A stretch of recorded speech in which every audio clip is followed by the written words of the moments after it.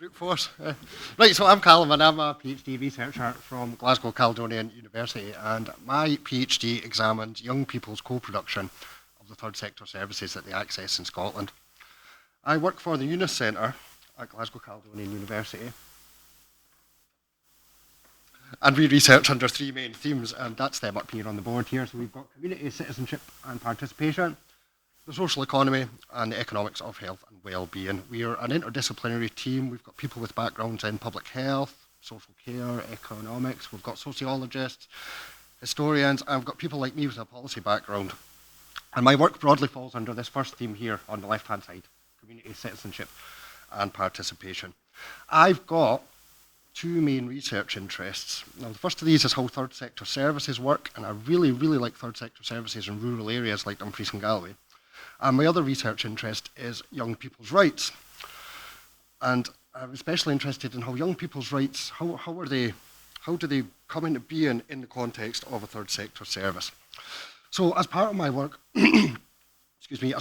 I also have an interest in how we best engage young people in research about their lives that can affect meaningful change. So down here at the bottom, this is my main research question. This is what keeps me up all night as a PhD researcher. So what are the pathways which lead to positive and negative outcomes for young people who co-produce third sector services? Now, what I'm asking here in simpler terms is I want to know what changes occur for a young person when they access a third sector service, and how and when do these changes occur? So, I was going to give you a quick policy history lesson, but time's getting on, so I'm just going to skip through that. Oh, yeah, here we go. So don't need that one. Just to say, Scotland is a great place to run a third sector service. It might not always feel like that. We know it's hard, we know it's challenging, but we know it's also rewarding, and that's why we like them so much. Right, I'll just skip over that. Right, so let me talk to you a little bit about young people's rights. So young people are anyone under the age of 18. Now, I acknowledge straight away that there are problems with that definition. There's lots of what abouts, what ifs. Many services now consider young people anyone under 25, and that age is, over time, it's increasing. But the UN definition is what we have, so that's what we work with for the moment. And Scotland incorporated the United Nations Convention on the Rights of the Child into law last year, and that is something that, as a nation, I think we can be really collectively very proud of. We joined the Scandinavian countries, Belgium and Spain, in being among the first countries in the world to take this step. Now, that is great news for young people, but it increases the moral and the legal responsibilities on young people's services to uphold these rights. So, what are young people's rights? Well, young people have 51 equally important rights that supersede the Universal Convention on Human Rights. And 4 of these are particularly relevant to services, and I've got them up here. These are number 2, non-discrimination, number 3, the best interests of the child, number 6, life survival and development, and number 12, respect for young people's views. And if we're talking about arts-based organisations, we can throw in number 31 as well, the right to rest, leisure, play, cultural life, and access to the arts. And that will become increasingly important as I go on this afternoon. But first, I want to talk to you a little bit about Article 12. We call this the participation principle. It's arguably the most important in the context of young people's services. We have to have respect for their views. Now, that comes with a caveat.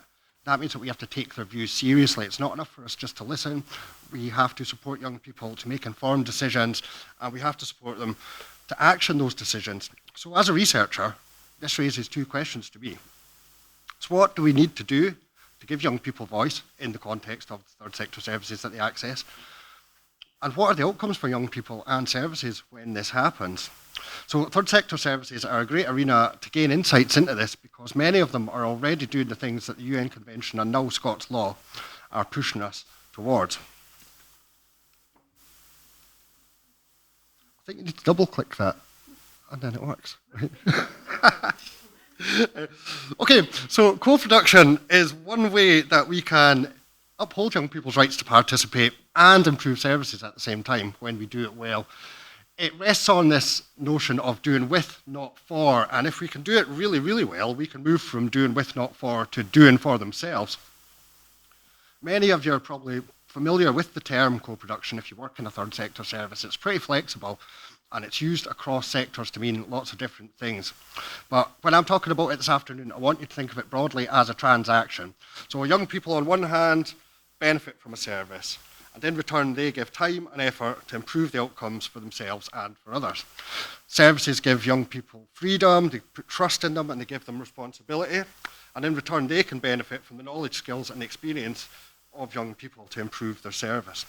So I hypothesise that if we can create the conditions for co-productive participation, we can uphold rights, we can expose young people to many benefits that I'll talk to you about soon, and we can improve services as well. And this is one of the key things that my research explores. We think this works, but we need more evidence to say what works, who does it work for, and under what circumstances.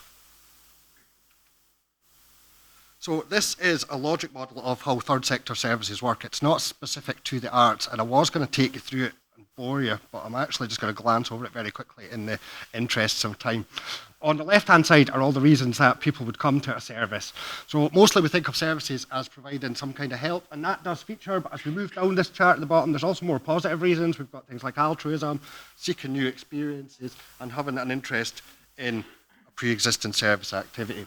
As we move across the chart towards me, the service activity column, that's all the things that a service does. That produces short-term outcomes, which produce intermediate outcomes, which produce long-term outcomes. So I'm not going to take you through the whole model, but what I do want to highlight here are these two boxes in the middle of this column. I don't know if you can read them very well, but they are community and empowerment. So if we follow all of these arrows, most of these arrows lead us towards community and empowerment underneath. And that's where all of the great payoffs come from. So how does that work in the context of a young person's art service? I'll tell you. So my research is at a really exciting stage. I've developed this model that I've just glanced over here. Can I just say that is my life's work, and I've just glanced over it in like a matter of seconds there. But so anyway, I've developed this model, and it comes from all the literature. It comes from a literature review of all the existing papers and research that I could find that talked about young people's third sector services. So we think it works, but now I'm at a really exciting point because I'm out here testing it in the real world. So to do that, I enlisted the help from the young people of OutPost Arts. Now our key focus was what are the outcomes, the changes that young people can expect when they co-produce a service that they access, and how are these outcomes achieved? So to do this, we started just with a conversation. We got the ball rolling and we bounced some ideas about. We discussed some of these discussion prompts that are at the bottom of this screen here. They cast votes, and that allowed the young people to position themselves in the world and to think critically about it before they went on to analyse it. So these are some of the examples of the things that we talked about, and these all scored very highly. So we had things like, I feel like I belong at OutPost Arts. I would give my time to help OutPost Arts free of charge. Helping OutPost Arts makes me feel good about myself. I've noticed changes in my life since I began my journey with OutPost Arts. So it was evident straight away that OutPost Arts was a really, really important part of these young people's lives. We had a really fruitful discussion, but a discussion's not enough. We need to turn this into some kind of research output, something tangible that we can take away. So that's where we harness the power of art to visually represent their journey. And as a researcher and also an artist, the young people really took control of the exercise from here on in, and it was just really wonderful to see. So what they did is they conceptualized their journey with OutPost Arts as a river. And that's what these pictures are on the screen up here.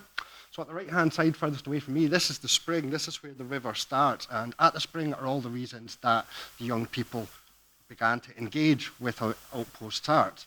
So there was seeking help, so we had sort of disconnectedness and looking to improve mental health. But again, we had some positive reasons as well. People were looking for new opportunities, and of course they wanted to improve their artistic skills. So once we had our reasons for engaging, we identified the things that make that more difficult, or barriers. So these are the things that make it more difficult to get involved and to help out as much as really young people would like to. So these were things like lack of time, poor mental health, anxiety, and because we're in Dumfries and Galloway, transport and distance featured quite heavily as well. We represented these things as aquatic dangers, so things like pollution, sea monsters, jagged rocks, and even a shopping trolley. So having set off in the spring and we'd negotiated all the dangers of OutPost Arts, we had finally made it to OutPost Arts. The OutPost Arts is represented as this bridge in the middle picture here. All the things that OutPost Arts do, that the young people identified themselves, are the characters that are crossing the bridge. So young people said, for example, that OutPost Arts teach them life skills, and it teaches them art skills, and it brings people together, and it builds up confidence. So this bringing people together and this building up confidence, that sounds an awful lot like community and empowerment to me, and that's really great because that is what we want to see. That is really what we're setting out to prove. So once the young people have passed through OutPost Arts, this picture closest to me, this is all their outcomes. By the time we got to this point, the nautical theme had sort of faded and we ended up with things like, we've got like camels. That yellow square is somebody's tax bill. I don't know. So the outcomes, but they identified their own outcomes, and the outcomes that they identified themselves were really, really great. There's a lot of things that we've spent all morning and some of this afternoon talking about. So firstly was they developed their art skills. I mean, I would be standing up here really asking questions if that wasn't the main outcome that had come. But they'd also made lasting friendships, and they'd built social and cultural capital. They'd improved their social skills. They had healthy coping strategies, and they had improved their feelings of self-worth. So my job as a researcher was to take all that away and turn it into one of those models that I skipped over a minute ago. And this is the world premiere of the OutPost Arts model. So on the left, we've got the reasons that young people came to OutPost Arts, and I touched on some of these already. But could you all see that all right? No, we'll just have to shout and read it out for you then, right? So on the right-hand side, we've got the reasons that that our young people came to OutPost Arts. So they identify things like disconnectedness, social isolation, bullying, but again, we had positive reasons as well. We had people who were looking for new experiences and wanted to improve their art skills and stuff. So in the next column, that was the things that OutPost Arts did. Our young people identified four main things. They brought people together, facilitated new experiences, developed creative skills, and they role models and developed social skills. But there was also a fifth one. And this fifth one at the bottom that you probably can't read. It says provide joy and whimsy. Now, I left that in because that is the words of a young person who a year ago was struggling to leave the house, and through their engagement with the OutPost Arts was able to sit in a room with a relative stranger like me and to have a laugh and a joke, and it really improved their lives. So that to me was just amazing to see. I don't work for OutPost Arts, but I do have an interest in third sector organisations, so to see the result in action was really fantastic. And it's just one of their many success stories, but I do digress. So once we'd identified the things that OutPost Arts did for the young people, we moved on to what the short-term outcomes were, and these fall into two main categories. The one at the top, interactions. The one underneath is skills development. Now, from the beginning, at OutPost Arts, young people are exposed to opportunities to expand their social network and to develop their skills.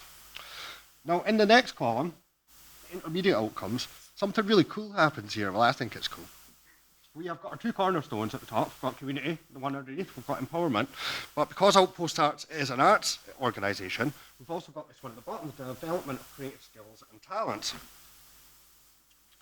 And it's really this creative idea, this development of the creative skills and talents, that's what sets an arts organisation apart from your likes of a traditional youth organisation, is that they harness the power of the art for change, and that allows them to deliver additional, unique, positive outcomes for young people, including this one at the bottom that says belief in the power of the arts. Now, we're going to come back to that belief in the power of the arts before I finish, but what I really want to talk to you about is the most fundamental change that young people experienced through their OutPost Arts journey. So, young people came to OutPost Arts for various reasons that we've talked about. OutPost Arts did their thing. They made them feel part of a community, and that made them feel empowered. And then a change happened in our young people. Once they felt empowered and part of this big community, they were no longer just beneficiaries of the service. They were delivering it to each other in the shape of peer support. So they had moved from what we would call a service user, personally I hate that term, but it's the one we'll use. We moved from a service user to an active co-producer provider of the service. And I think that's a great compliment to OutPost Arts, that their young people managed to undergo such a radical change in such a short space of time. But the change doesn't stop there, because we've got change happening in the other direction as well. The model doesn't show this, but as the Creative Toolbox progresses and young people find community and they feel empowered, the role of OutPost Arts change. They are no longer just strictly a service provider. They are now facilitating the service to be delivered to young people by young people themselves.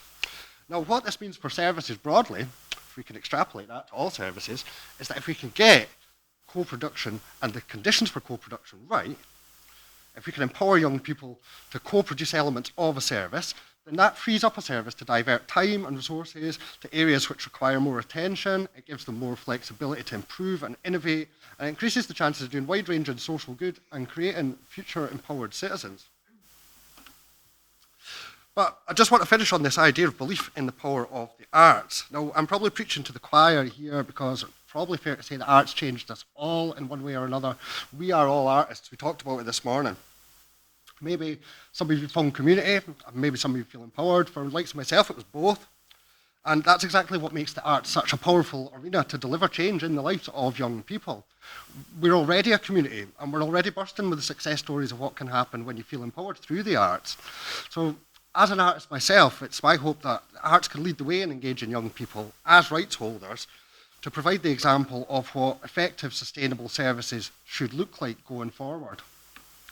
And I want to leave you with this closing thought. If all young people are rights holders, then we should approach them as rights holders first and foremost. And all young people should have the right to experience the transformative power of the arts. Thank you very much.